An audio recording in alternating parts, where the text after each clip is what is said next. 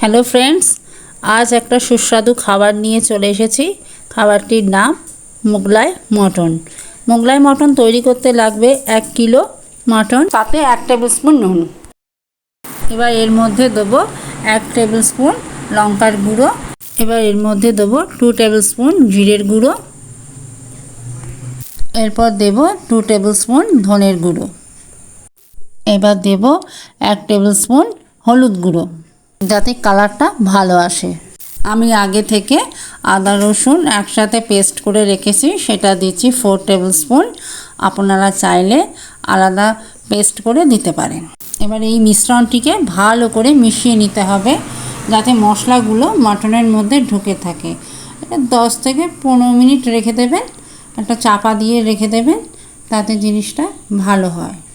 3টে মাঝারি সাইজের টমেটো নেবেন, সেটাকে চপ করে মিক্সার বলে পেস্ট বানিয়ে নেবেন। এবার কড়াইয়ে সাদা তেল দিয়ে তার 4টে বড় সাইজের পেঁয়াজ রাফলি চপ করে ভেজে বেরেস্তা বানিয়ে নিতে হবে। ভালো করে ভাজতে হবে, তখন কিন্তু গ্যাসটা সিম করে দেবেন, যাতে তাড়াতাড়ি পেঁয়াজটা পুড়ে না যায়। ধিমে তালে পেঁয়াজটাকে নাড়তে থাকবেন, যতক্ষণ না লালচে লালচে হচ্ছে ততক্ষণ পর্যন্ত নেড়েই যাবেন। এটা ঠান্ডা করে একটা পেস্ট বানিয়ে নিন। এবার মিক্সার বলে 10টা কাজু, 11টা লবঙ্গ, 11টা এলাচ দিয়ে এর মধ্যে জায়ফল জয়িত্রী গুঁড়ো দিয়ে দেবেন। আর আপনারা যদি চান গোটাও দিতে পারেন, দিয়ে একটা থিক পেস্ট বানিয়ে নেবেন। এবার একটা কড়াইয়ে সর্ষের তেল দিলাম।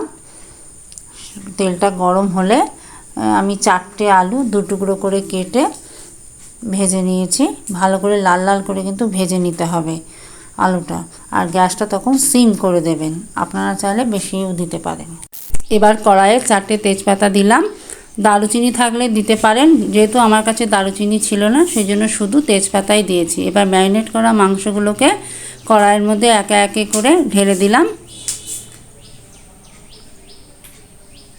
ঢেলে দেওয়ার পর এবার ভালো করে কষতে হবে, যাতে মশলাটা খুব সুন্দরভাবে তেলের সঙ্গে মেশে।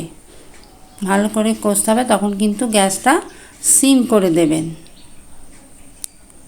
এপিট ওপিট করে নাড়তে হবে। এর মধ্যে এবার টমেটো পেস্ট দিতে হবে। টমেটো পেস্টটা দিয়ে একটু ভালো করে নাড়িয়ে নেবেন।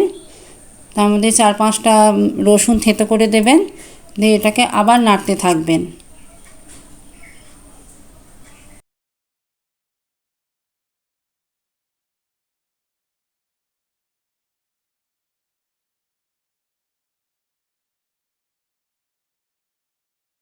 ভালো করে কষানোর পর এবার আগে থেকে বেটে রাখা বেরেস্তাটা দিয়ে ভালো করে কষতে হবে।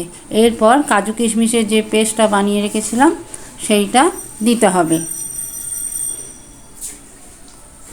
এই উপকরণগুলো দেওয়ার পর ভালো করে কষতে হবে, তখন কিন্তু গ্যাসটা মিডিয়াম আঁচে রাখবেন। ভালো করে এপিট ওপিট করে কষতে হবে, যতক্ষণ না মশলা থেকে তেলটা ছাড়ে।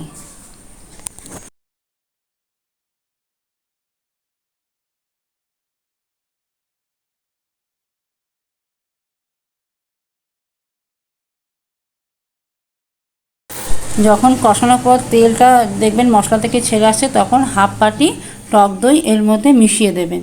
মিশিয়ে দিয়ে ওটাকে আবার ভালো করে কষতে হবে।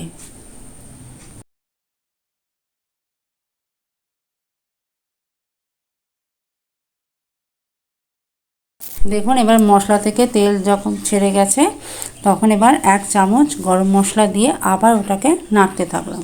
এবার মাংসটাকে সুসেদ্ধ করার জন্য একটা প্রেসার কুকারে মাংসগুলোকে আস্তে আস্তে করে ঢেলে নেব। এবার মাংসের মধ্যে ভেজে রাখা আলুগুলো দিয়ে দিতে হবে। এবার পরিমাণ মতো জল দিয়ে সেদ্ধ করতে দিতে হবে। 3টে সিটি দেওয়ার পর নামিয়ে নিলেই রেডি মোগলাই মাটন। এটা আপনারা পোলাও, ফ্রাইড রাইস, পরোটা, নান দিয়ে এনজয় করতে পারেন।